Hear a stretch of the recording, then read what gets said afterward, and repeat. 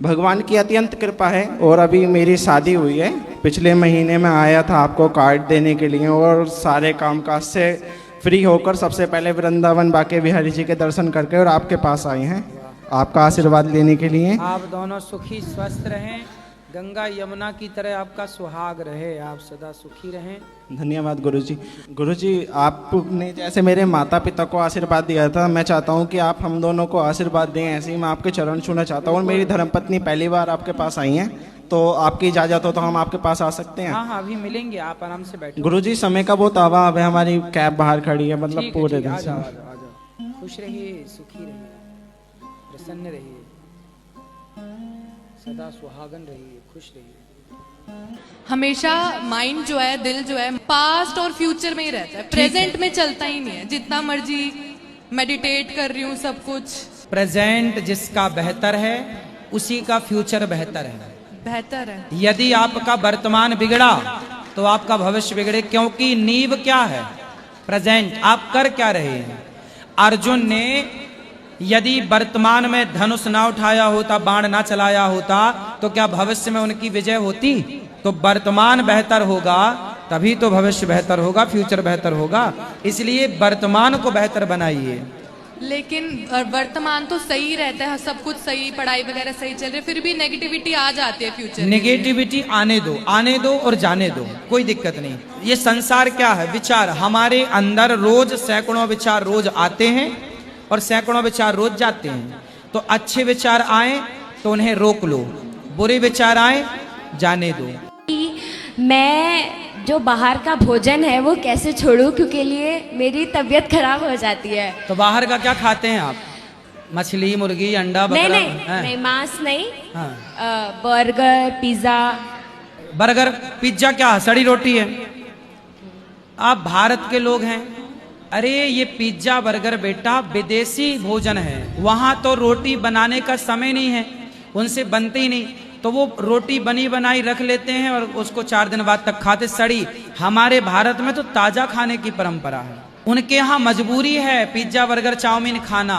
आपकी मजबूरी क्या? आप तो सैलेड खाओ, मस्त अंकुरित अनाज खाओ, स्प्राउट्स, ये सब चीजें खानी चाहिए जी। स्वास्थ्य सबसे उत्तम होगा।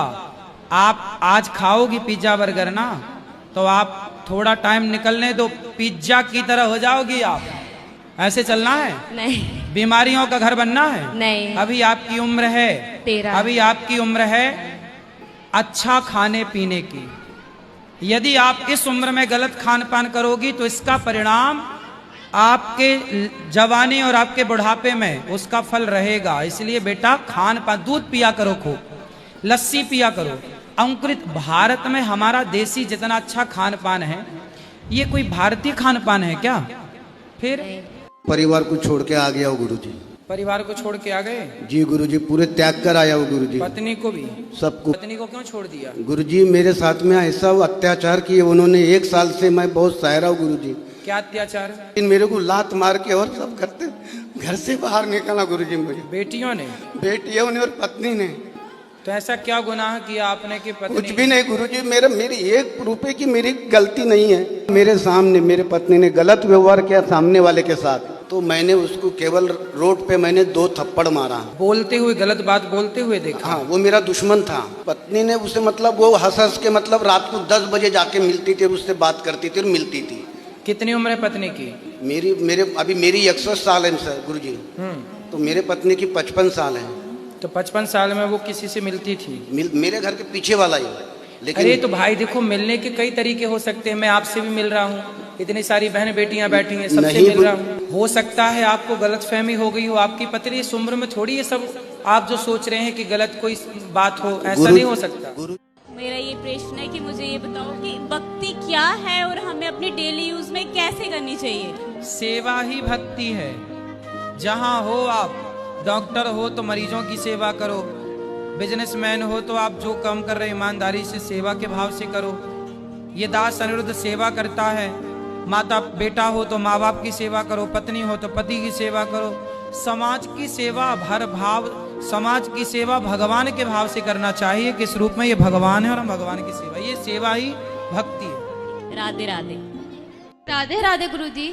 जी मेरा राधे। आपसे ये प्रश्न है कि पूर्णमासी और एकादशी के व्रत में क्या अंतर है, क्योंकि दोनों ही मोक्ष को प्राप्त करने वाले हैं, तो फिर पूर्णमासी और एकादशी में क्या डिफरेंस हुआ?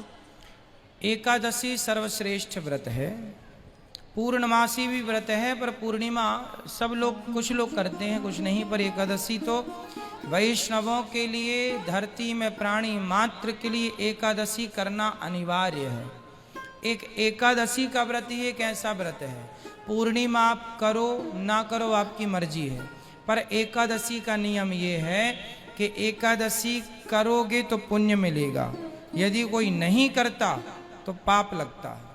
केवल एकादशी एक ऐसा व्रत है कि ना करने से पाप लगता, आप नहीं भी करें तो पाप लगेगा। इसलिए एकादशी सर्व सनातन संस्कृति में सर्वसे श्रेष्ठ एकादशी है, इससे श्रेष्ठ कोई व्रत नहीं है। गुरुजी मेरा दूसरा प्रश्न ये है कि मेरा सबसे छोटा भाई है, वो आपके अनुसार सारी चीजें करता है, मतलब सुबह 5 बजे उठ के योग करने के बाद, पूजा करने के बाद भगवान जी को नहलाना, रात को सोने से पहले जाप करना, उठते ही जाप करना, पढ़ना, पढ़ाई पे भी ध्यान देना, फिर भी उसका इतना ज्यादा क्रोध है कि उसका शांति नहीं होता, उसको ये नहीं पता होता कि मैं बड़ों से कैसे बात कर रहा हूँ। होगा धीरे, अभी इतना सुधार आया है, आएगा, इंतजार कीजिए, है ना, थोड़ा सा टाइम लगता है।